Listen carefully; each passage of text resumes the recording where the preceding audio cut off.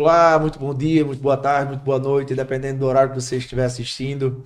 Começa agora mais um episódio do Glasgow 15, que é o podcast que pretende deixar você plenamente orientado. Estamos aqui continuando a nossa conversa com o Dr. Marcos Jacome, presidente do Conselho de Medicina do Rio Grande do Norte. Né? No episódio passado, assista, está no nosso canal, já fizemos o upload. Falamos sobre o ensino médico, né? Sobre a nomenclatura médica para erro médico e diversos outros assuntos. Então a gente convida você que faça a recuperação desse episódio, assista esse episódio. E agora, na segunda parte, a gente continua. A gente estava falando sobre a precarização do ensino, né? O número excessivo do aumento de faculdades, né? E a problemática da distribuição do trabalho médico. E agora a gente poderia falar também sobre a precarização das condições do trabalho médico. Eu estava conversando aqui, antes da gente começar a gravar, que há uma discrepância muito grande de condições de trabalho entre o judiciário, por exemplo, e a assistência médica, né? Então, a gente, quando tem um médico que vai para uma audiência, ele fica impressionado com a má condição, não é, doutor Marco? De trabalho dele comparado com a estrutura que ele encontra no judiciário. Eu estou presidente da Comissão de Direito Médico da OAB, né, há 4 anos. Né, vou para o 5º ano agora. Estou no 5º ano agora. E a gente tem algumas ações junto com o CRM no sentido de fazer uma avaliação da estrutura hospitalar. Teve uma vez que eu fui com o doutor Marco, com o doutor Braga, e ele, que é o chefe do setor de fiscalização, e eu disse, doutor Braga, estamos com um problema, acho que era o hospital de Canguaretama, que estava fechando, e havia uma precarização muito grande do hospital. E eu, já faz tempo isso. E aí eu disse, doutor Braga, como é o sistema aqui para fechar uma unidade hospitalar? O que leva uma unidade hospitalar a ser fechada por má condição de trabalho? Né? Ele fez, Renato, é o seguinte, que jeito dele assim, né? Renato, é o seguinte, a gente tem 22, acho que são 22 hospitais gerais no Rio Grande do Norte. Todos estão em péssimas condições. Todos. Né? Pernambuco, se não me engano, só tem 4. Né? Mas o Rio Grande do Norte tem 22. E há uma distribuição muito ruim do pessoal, da mão de obra, dos recursos, da posição desses hospitais. Então, às vezes, alguns ficam sem nenhuma condição de trabalho, porque estão numa localização que não tem a logística suficiente para ter esse atendimento. E ele disse, se a gente for fechar, tem que fechar todos. Porque todos estão em péssimas condições. Então, assim, como é hoje esse trabalho, né, do Conselho? Como é que tem sido a sua visão com relação a essa precarização do serviço da medicina? Quais são as soluções que têm sido buscadas? No episódio anterior a gente falou de algumas ações do CRM, né, junto à Justiça Federal, para buscar leitos, para buscar atendimentos de obstetrícia de alta complexidade. Como é que tem sido esse trabalho com relação a essa precarização? Qual é a sua visão? O que é que o futuro nos guarda para isso? Infelizmente, o futuro nos reserva um aspecto que não vai ser muito agradável, não. A medicina tem se voltado aí com algumas dificuldades, e aí essas dificuldades são muito complexas, né? Multifatoriais.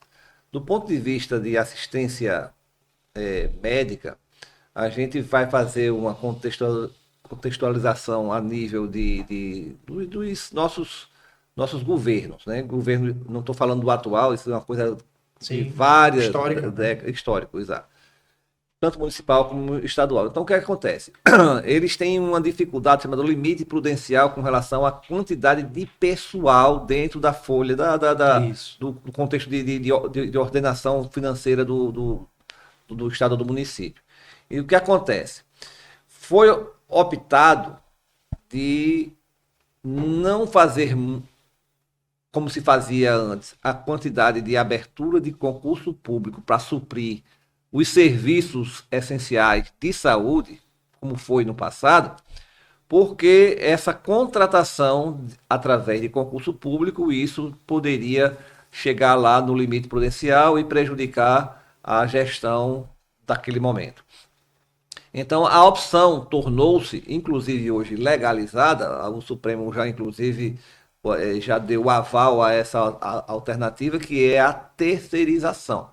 Então, não entra diretamente lá no limite prudencial e consegue dar o suporte àquela necessidade emergencial do não fechamento de algum serviço médico, por exemplo. Isso foi buscado inicialmente como uma alternativa, só que hoje virou a regra. Hoje não se fala mais.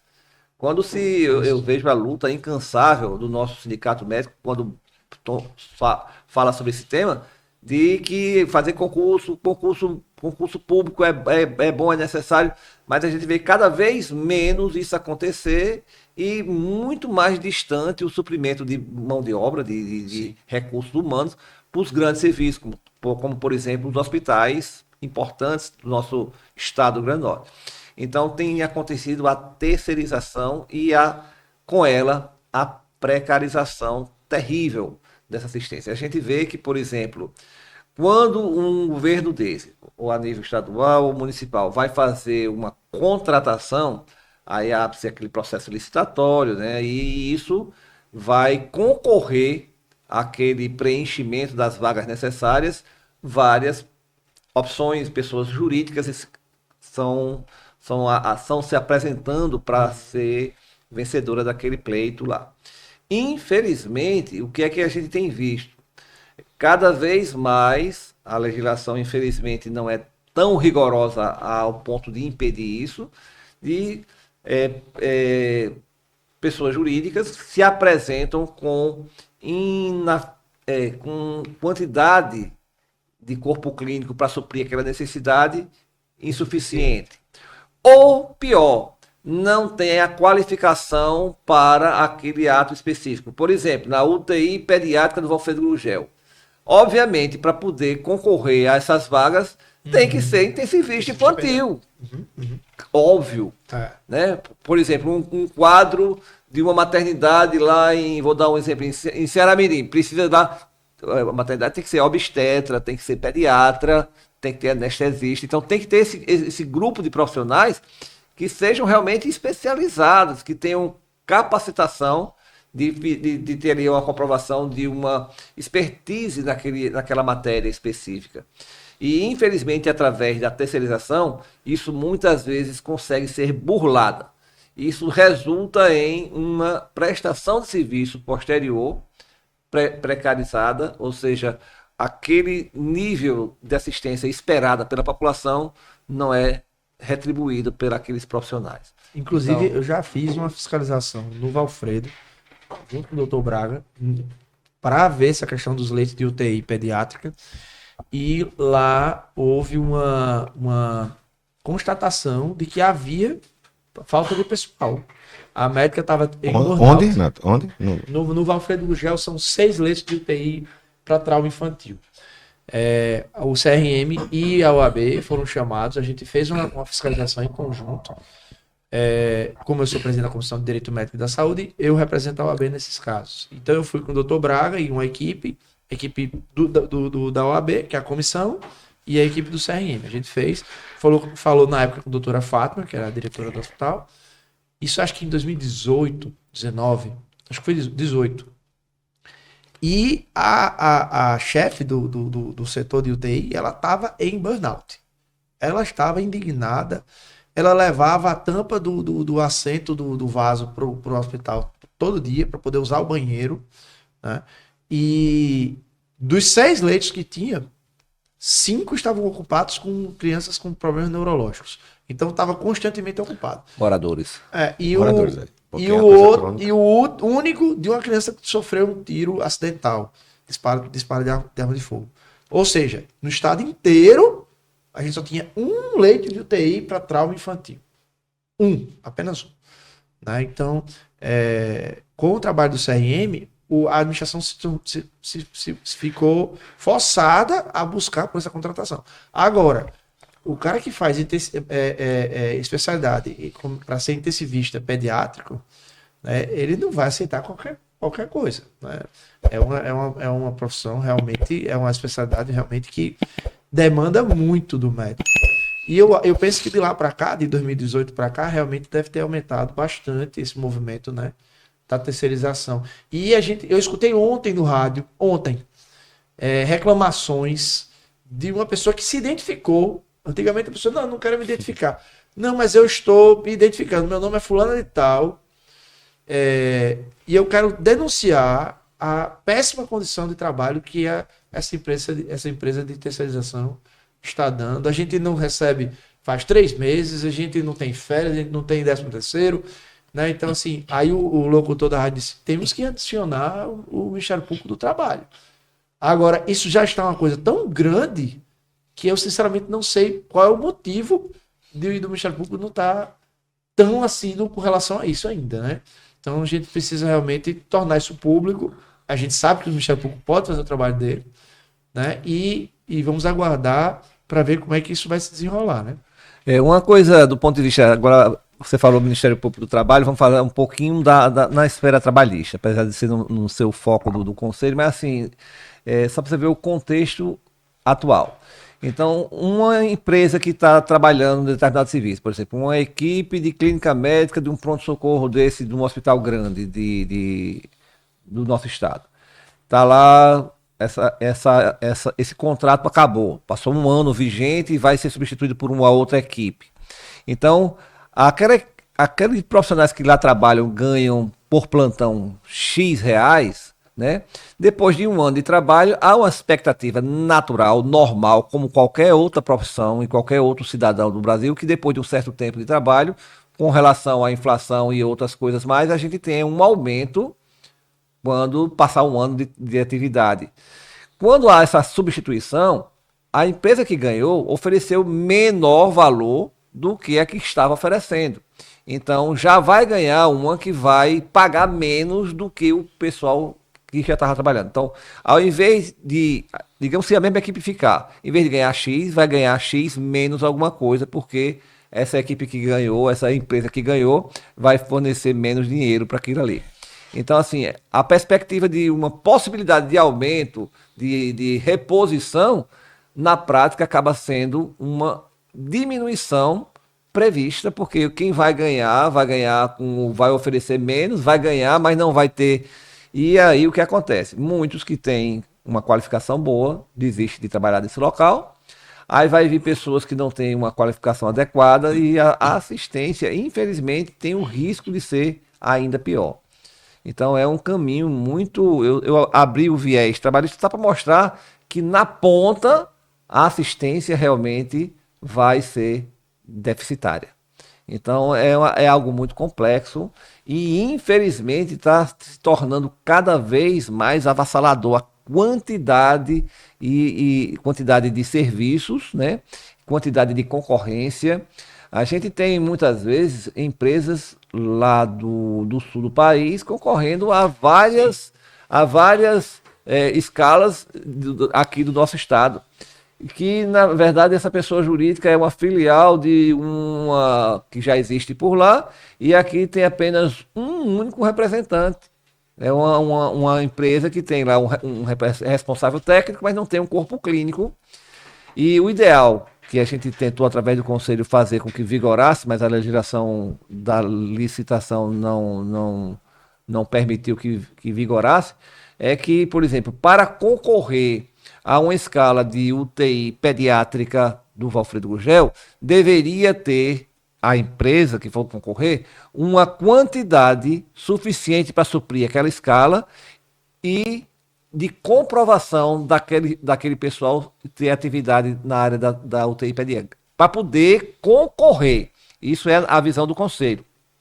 Infelizmente, a concorrência acontece. Muitas vezes, o primeiro, o segundo, o terceiro vencedor não se apresenta como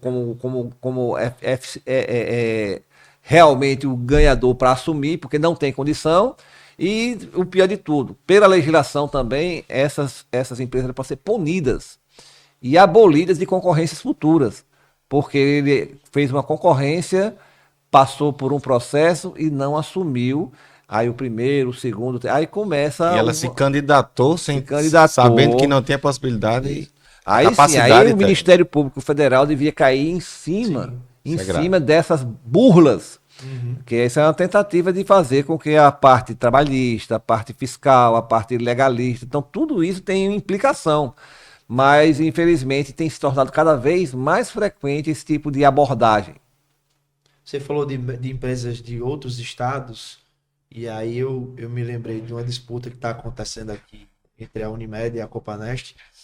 E aí tem uma terceira empresa que está vindo disputando, né, esse contrato, e há uma discussão com relação ao corpo clínico, né, que vai participar dessa empresa, dentro do mesmo assunto, né? Aí uma empresa dessa que terceiriza, ela contrata médicos, né, do Brasil inteiro. Ela pode ser de outro estado, ela pode contratar médicos do Brasil inteiro. Mas tem que haver também a fiscalização com relação ao registro desses médicos no CRM daqui, não é? Como é que o médico para o estudante de medicina, o médico que está recém-formado, né? Como é essa questão de você ter mais de uma inscrição, né? E essa fiscalização também com relação a isso? Como é isso? Na verdade, secundária. A legislação brasileira é muito patente, né? Você, para exercer a medicina, você tem que estar inscrito no Conselho Regional do estado em que você vai atuar. Então, isso não tem limitação. Eu posso ter várias inscrições em vários estados, né? Então, não tem limitação com relação a isso. Então, é muito comum, por exemplo, eu assinei agora recentemente várias inscrições secundárias, ou seja, o colega se formou na Paraíba, numa das várias universidades de lá, agora recentemente, no final do ano, está inscrito na Paraíba, como uma inscrição primária, e muitos deles se inscrevem aqui no Rio Grande do Norte com uma inscrição secundária. Então eles ficam com 2 CRMs. Estados próximos, vizinhos, então trabalha lá, trabalha cá. É muito comum isso. Então vamos lá. Médico formado aqui agora em dezembro. Está em São Paulo fazendo residência médica por 4 anos. Neurocirurgia, por exemplo. Vai estar lá inscrito no Conselho de São Paulo. Quando terminar a residência dele, se ele voltar para Natal e vier morar definitivamente aqui, ele pode cancelar o CRM de São Paulo e fica só com o nosso aqui. Ele pode vir para cá, como neurocirurgião, e também atender na Paraíba. Então ele faz o registro do conselho dele na Paraíba também, ele fica atuando no Rio Grande do Norte na Paraíba. Então, para atuar, precisa ter o Conselho de Medicina, a inscrição no Conselho Regional. E aí, muito importante também, hoje há uma necessidade também de, além de você se inscrever como médico, quando você tiver a sua especialização, você inscreve também o seu RQE. Hoje já tem uma definição de que a solicitação de você fazer o registro de especialização não tem mais nem, inclusive, necessidade de nenhum tipo de pagamento de taxa, vai ser totalmente gratuito. E isso no Brasil todo vai ser um registro único também no futuro. Então, não precisa fazer seu registro especialista no Norte, na Paraíba, em São Paulo. Na hora que você faz em isso logo ainda não está funcionando, mas vai ser, você fez o registro de especialidade de um profissional ou de uma especialidade no Conselho Regional, vai valer para o Brasil todo. Então, é importantíssimo, porque através desse registro é que você comprova que você, além de médico, você se especializou numa das especialidades, uma das áreas reconhecidas pelo Conselho como especialidade médica, e através disso a gente consegue fazer com que a população tenha acesso ao conhecimento daquele profissional. Aquele profissional realmente ele é dermatologista. Deixa eu ver aqui. Doutor Cid, está aqui, RQE dermatologista. Ele é dermatologista, sim, está aqui comprovado. O Conselho está garantindo isso. Então é muito importante que a gente tenha essa possibilidade. Isso foi um recurso muito, muito positivo que o Conselho adequou à sua sistemática nos últimos anos, porque havia esse tipo de burla, como você estava falando aí. Muita gente que não era especialista em alguma coisa se dizia especialista só porque colocou no carimbo e ia atender em determinado local, né? E eu queria deixar claro aqui pro que Marcão falou, que é o seguinte: se você, por exemplo, que ele disse, você vai para São Paulo, faz a residência e suspende lá, você não é obrigado a ficar pagando mais uma inscrição lá. Você pode cancelar aquela, você não paga anuidade de lá de São Paulo. Você está aqui, você paga anuidade aqui, na Paraíba, ou no Ceará, onde você estiver É isso que eu atendendo. ia perguntar. Se o médico tem 3 inscrições, ele vai pagar 3 anuidades inteiras. Vai pagar 3 anuidades do Conselho Federal de Medicina inteiras. E aquela que ele cancelou, suspendeu, ele não paga. Você pode suspender por 90 dias, também tem isso, né, Marco? Pode. Inclusive, assim, se você vem fazer uma experiência, você da Paraíba, vai fazer uma experiência aqui no Rio Grande do Norte, que vai ver se dá certo ou não, você pode fazer um visto provisório. Isso. Que 90 dias é gratuito. É isso. Você, por 90 dias você tem essa possibilidade de não pagar nada. Aí Essa comprovei carência. que eu quero ficar trabalhando aqui também. Compensa para mim. Então aí eu faço a inscrição Definitiva. definitiva. Eu fico com 2 inscrições. A gente estava falando sobre terceirização e eu acho importantíssimo a gente falar sobre um movimento que é o movimento do cooperativismo, né? Eu tenho levantado essa bandeira para os médicos, porque eu entendo que os médicos formando suas cooperativas de especialidades, eles se fortalecem, né? E com muito orgulho eu até anuncio que agora, no começo de 2024, a gente criou a nossa cooperativa dos vasculares, né? Então, mandar um abraço para o doutor Márcio Vilar, doutora Glenda, doutor Eugênio, doutor Dinarte, que são os membros, os pilares que são da sociedade de vascular, e a gente já começou a cooperativa com 51 médicos, né, vasculares. Então já é um No montante de quantos? São quantos vasculares? não sei dizer exatamente Quase a quantas totalidade são. aí, tá quase a totalidade. Porque isso fortalece muito, né? É. Não precisa de ser a totalidade para começar, Mas mas tem uma grande- havendo a possibilidade, melhor ainda. A ideia da cooperativa é a gente conseguir trazer para os médicos melhores negociações. Às vezes as pessoas pensam, a cooperativa é só para ganhar mais dinheiro. Não.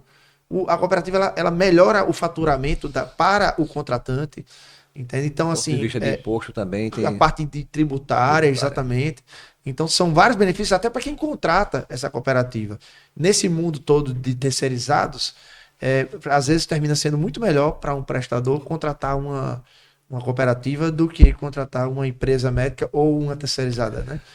Renato, E a- eu quero só aproveitar, quando você falou da vascular, dizer que esta semana, quinta e sexta-feira, a Justiça Federal, a quarta vara, através da doutora Gisele, que ela comanda uma ação civil pública, na verdade é uma mediação que ela faz na área da cirurgia vascular, que por causa de uma intervenção do Conselho, então a gente vai fazer nesses 2 dias uma avaliação nos serviços que prestam assistência vascular na população de Natal, Parnamirim, Macaíba, São Gonçalo da Amarante e Extremóis. Extremóis, mas tem mais um também. Eu falei, né? Então são na dia, verdade, dia 22 e 23, né? Eu tô Isso. vendo aqui. então, De fevereiro. De fevereiro, agora. Então, assim, vai o Ministério Público Federal, Estadual, a Justiça Federal, o Conselho de Medicina, nossa equipe da assessoria jurídica. Então, a gente vai visitar os serviços que trabalham exatamente nessa ação. Essa ação já tem alguns anos e ela tem frutificado muito. Na verdade, na área vascular, nós tínhamos aqui no Rio Grande do Norte uma estatística péssima. A quantidade de amputação que o nosso estado tinha em relação a outros estados era algo vergonhoso, né? Então a gente insistiu através dos profissionais da área, e vários nomes que você falou aí. Nós temos uma Câmara Técnica de Cirurgia Vascular no Conselho muitíssimo atuante, rendo aí homenagem a todos os profissionais que lá contribuíram ao longo desse tempo. Junto a essa ação, eles contribuem com informações, com dados estatísticos, com informações apontando as soluções. Então, a gente tem, por exemplo, hoje, uma diminuição da fila de espera para procedimentos que evitam a amputação. Angioplastia, né? O bypass. Então, tem um bocado de situações que hoje, através dessa ação, nós conseguimos terceirizar enquanto o Estado não consegue suprir essa demanda. Então, hoje temos aqui em Natal um hospital privado que dá esse suporte e em Mossoró 2 hospitais privados também que estão dando esse suporte. Em Mossoró, eu tive lá para uma visita e um dos médicos que foi ter comigo lá na delegacia de Mossoró, do conselho lá em Mossoró, ele era cirurgião vascular e ele ficou muito satisfeito com essa ação porque no Hospital Tarcísio Maia, que é o maior de Mossoró, daquela região toda lá, onde tinha pessoas com esse problema vascular, com amputações e demoras e procedimentos que não é infindável à espera. Então ele disse que mudou muito esse cenário. Hoje a gente consegue ver vazão a esses pacientes que estavam esperando por muito tempo uma solução para impedir a sua amputação. Então, graças a uma outra ação, que a gente falou de duas, né, do leito de UTI, da obstetrícia lá de Mossoró. Essa ação, licença, precisava de uma ação do Conselho de Medicina, porque geralmente as sociedades de classe, de especialidades, elas têm uns protocolos, umas diretrizes, um consenso para aquilo lá. Então eu vejo como a minha especialidade, dermatologia, existe consenso de algumas doenças, que a gente obedece aquela diretriz, aquele protocolo, para poder tomar medidas. Precisa de uma ação impetrada pelo Ministério, pela Justiça, pelo Conselho, encabeçada por isso, para poder obedecer isso daí? Infelizmente, quando chega no ponto de fazer uma ação judicial, é porque o que deveria estar sendo feito de forma regular, de forma habitual, de forma normal, não está sendo feita. Então, e aí a ação é porque tem gente prejudicando. Então, se existe o protocolo, é porque não está sendo obedecido e a ação força a que aquilo seja feito, é isso? Você tem ideia? Inclusive, o próprio Ministério da Saúde, na parte de prevenção de pé diabético, na parte da cirurgia vascular, de angioplastia, tem várias coisas. Dr. Gutenberg Nóbrega, o Gutenberg Gugel, que é da área, ele teve uma tentativa a nível nacional de fazer uma viabilização dos programas que já existem para que eles sejam efetivamente consolidados nos estados. Era isso, então. Pois é, a ação é porque não está acontecendo o que deveria acontecer. E essa ação tem um apelido muito importante, que é a ação estruturante. É uma ação que vai entrar e amanhã acaba. Não, o objetivo é fazer que haja uma estruturação de onde não existe uma coisa que já deveria estar acontecendo. Sim. Então, pela via habitual, via governamental, não aconteceu essa estruturação por vários motivos, não estou buscando aqui culpados, mas não existe. A comprovação é essa. A amputação é a falha de todo um processo. Um paciente diabético que não teve assistência ao controle da sua doença. A doença evoluiu. Teve um problema mais simples, não resolveu. Evoluiu. E acaba sendo necessário fazer uma amputação para a pessoa não morrer ali de uma necrose, de uma infecção, e acaba morrendo também. Então, isso tudo a gente comprova aqui. Todos os profissionais que trabalham na área são testemunhas em onde eles trabalham. Eles veem que o serviço não está funcionando bem. Através dessa ação, a gente conseguiu minimizar. Chegou ao ponto de ter, esperando o procedimento, mais de 300 pessoas aguardando o procedimento. Agora, da última vez que tive conhecimento dessa fila, estava em menos de 60. É muito ainda. Para quem está esperando, estou com 60 pessoas comigo numa fila, é muita coisa. Mas já esteve em 300. Então, a gente conseguiu baixar isso, conseguiu diminuir a quantidade de amputação, graças a Deus, mas ainda tem muito trabalho pela frente. E aí, sim, dentro dessa ação, Renato, uma coisa muito importante é que se forma tipo um grupo de trabalho. O conselho, apesar de ser aquele que está fazendo com que a ação aconteça, digamos, o autor, mas na prática há uma necessidade do conselho de que a sociedade seja atendida. Sim. E isso não se vai apontando para ninguém, batendo em ninguém, a gente vai mostrando o que precisa. A magistrada, com a sabedoria e a complacência que ela tem de fazer com que a coisa aconteça, pega os outros entes e vai. Então, você tem ideia, estaremos numa van, essas equipes todas percorrendo os serviços para avaliar o que na ação já aconteceu e que precisa melhorar mais ainda. Então, quinta e sexta estaremos nessa ação, vai ser noticiado, mas assim, nos deixa muito feliz também que é uma outra ação que gerou o resultado, isso porque você falou dessa cooperativa da cirurgia vascular. Então, 22 e 23 de fevereiro. Agora.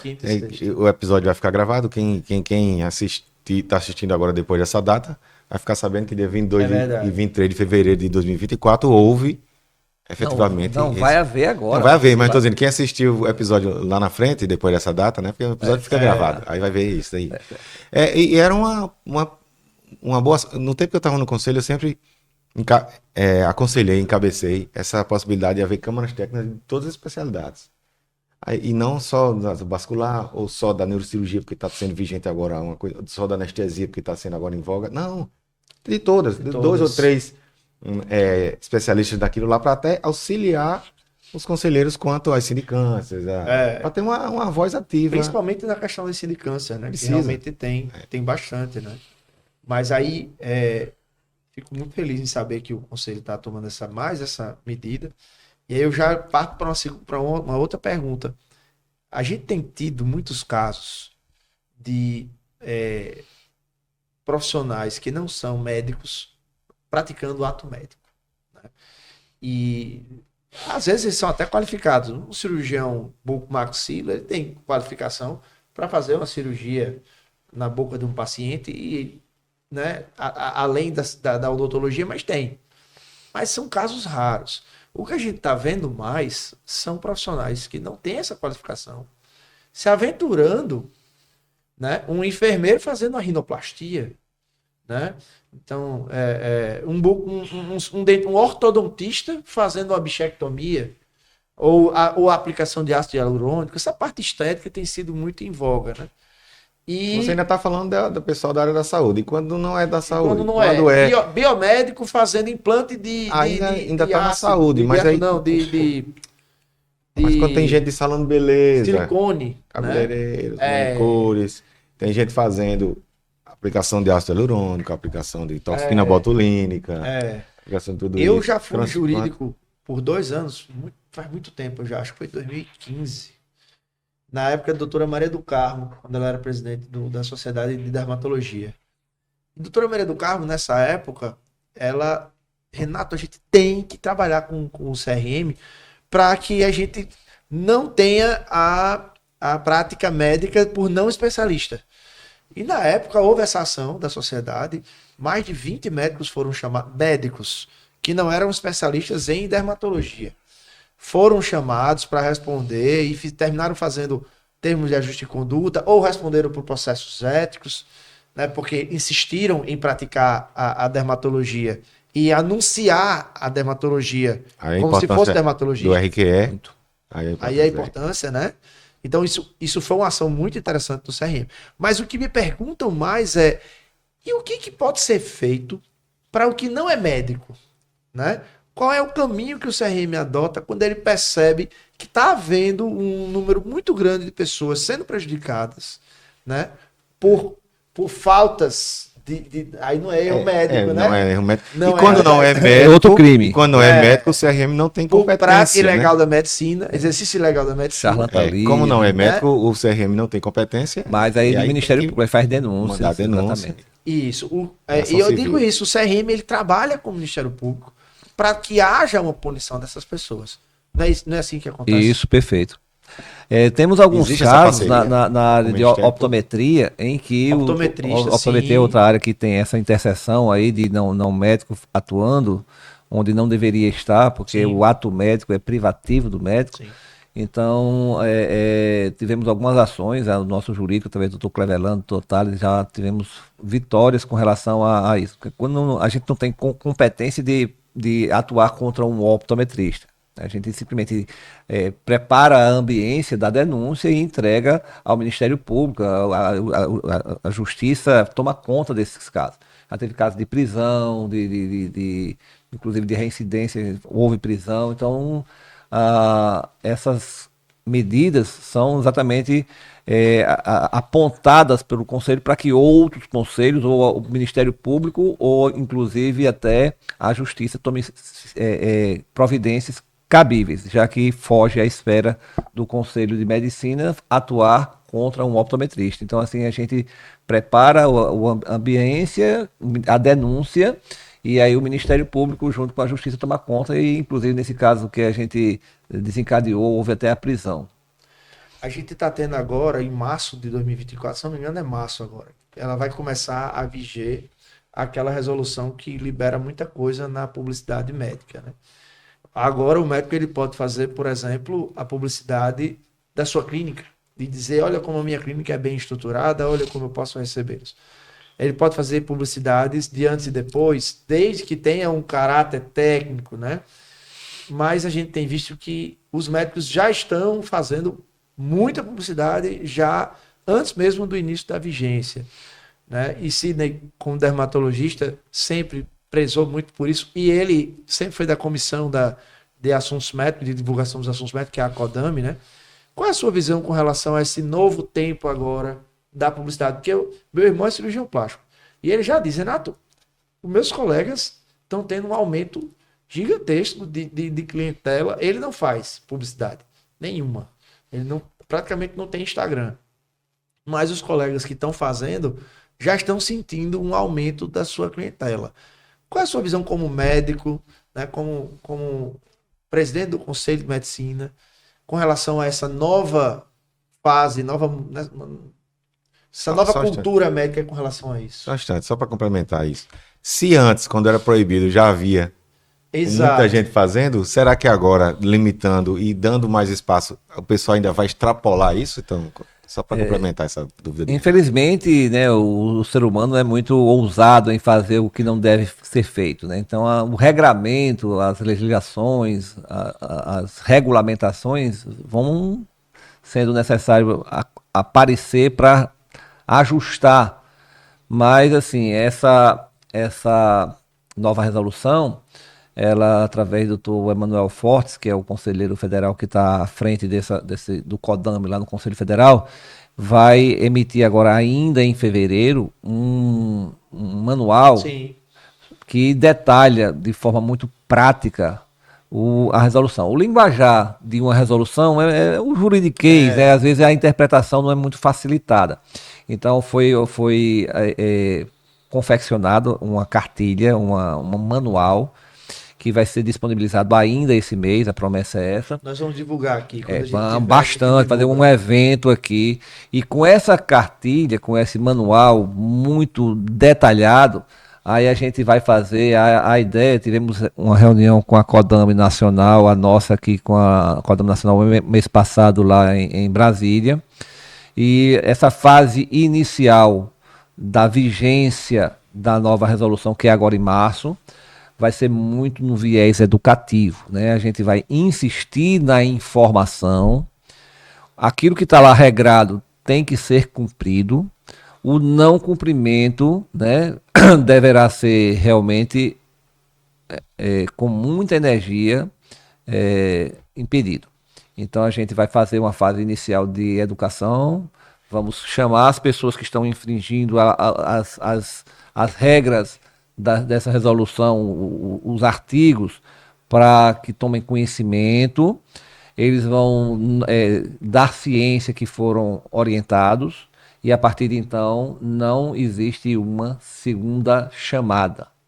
Então, assim, está errado, aí já parte para o departamento de processo para responder uma sindicância, para poder assumir aquilo que ele está fazendo. Se ele faz tudo certinho, jamais vai passar por uma instância de precisar ser chamado ao conselho para ajustar algum tipo de postura.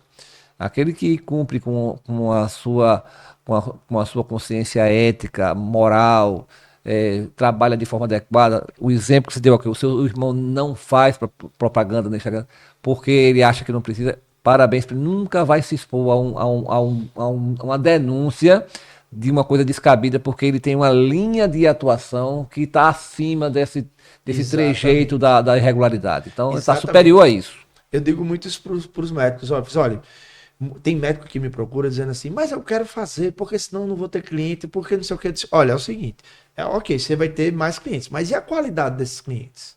Porque o que você tem, muitas vezes, com o antes e depois, com a insinuação de que você vai ter um resultado com aquilo ali, é a expectativa.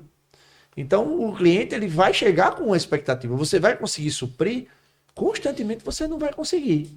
Porque ele vem com uma ideia que você não consegue realizar. Então, o número de processos, o número de médicos que estão me procurando dizendo assim, a paciente está irada comigo porque eu fiz a cirurgia e ela não está achando bom. Lógico que ela não está achando bom. Ela viu uma publicidade de uma mulher obesa, ficando magra com uma cirurgia plástica, ela quer a mesma coisa para ela, né? E a gente sabe que isso não é possível, né? Então, assim, é importante que o CRM faça esse trabalho até para prevenir esse tipo de problema para os próprios médicos, né? É isso. Doutor Marco, eu queria agradecer. Alguma complementação? E eu queria justamente deixar a sua palavra para a gente complementar. A expectativa nossa que nesse momento futuro agora, a partir de março, a nossa atual CODAME, que foi com a nova eleição, ela foi reformulada, possa partir agora para uma fase nova, né, de mostrar nova resolução e a aplicação, a educação, e com isso aí a gente consiga aí atingir os nossos objetivos, que é ter uma publicidade médica quando realizada, porque não é uma coisa obrigatória. Às vezes a pessoa coloca no mundo, na cabeça de algumas pessoas, se você não fizer publicidade, você está morto, você não é médico, você não é profissional, não é dessa forma. Então, assim, se optar em fazer de forma adequada, cumprindo a legislação, sem infringir nenhum tipo de artifício ético, moral, sem ter uma concorrência desleal. Eu presumo que sensacionalismo, né? Com o lançamento da cartilha deve acontecer treinamentos, né? Com certeza. Conte com a gente para ajudar também. Tranquilo. Faremos conversas várias aí. Teremos conversas com algumas especialidades específicas, porque são muito mais pujantes, a dermatologia, vascular, então, a plástica. Então temos a parte endócrina, tem alguns setores que realmente precisam estar mais antenadas, as próprias sociedades, para poderem orientar os seus profissionais. A maioria que procura, antes de fazer uma propaganda, procura o conselho, procura o CODAME, que já aconteceu isso várias vezes. Então, eu quero fazer uma publicidade, aí vai procurar o conselho. Eu procuro falar com quem é, a gente orienta o pessoal do CODAME. Essa pessoa que vai fazer a publicidade dessa forma nunca vai cometer uma falha. Porque já está procurando fazer o certo, só quer fazer o que está dentro do que está previsto na resolução. Então, é muito difícil entrar por um viés errado. Pronto. É isso mesmo. Então, com essa demonstração de poder, de sapiência e determinação, a gente encerra mais um episódio e deixamos aqui aberto o canal para qualquer demanda nova, o que o conselho precisar de falar, que a gente está sempre... Doutor Marco Jaco, muito obrigado por ter vindo. Né? Foi muito boa a sua presença aqui. A gente elucidou muita coisa. As portas estão abertas. Vamos marcar novos episódios. Queremos sua presença de novo aqui, principalmente quando tiver algo que seja importante de divulgação por parte do conselho. Né? Então, a gente fica sempre à disposição. Né? E você que está ouvindo a gente, se tiver qualquer dúvida, se quiser que o conselho responda qualquer coisa, deixe nos seus comentários aqui, que a gente leva isso para o conselho e traz no próximo episódio para sanar isso. Muito obrigado. Isso. Ok, agradeço aí a oportunidade, Sidney, Renato, a gente, o conselho todo é muito, muito transparente em tudo que faz, então temos uma responsabilidade muito grande para que a gente busque dar resposta ao que a sociedade precisa. Então o conselho é uma autarquia voltada para atender a sociedade. Então a medicina é uma atividade complexa, onde tem muitos profissionais, muitas especialidades e que precisa realmente estar com uma visão bem firme em relação a tudo que é abrangido pela medicina. Então, estamos à disposição. E você que está aqui assistindo o canal, compartilhe, curta, divulgue esse canal de sabedoria, de esclarecimento de direito e medicina, e para muita gente que está precisando de ouvir e entender um pouco mais desses assuntos.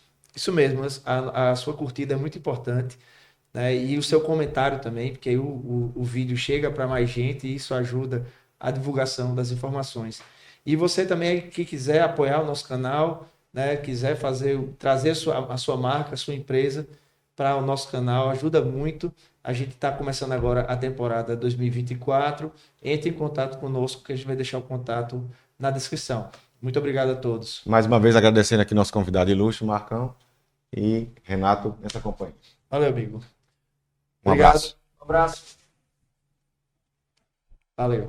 Tchau, tchau.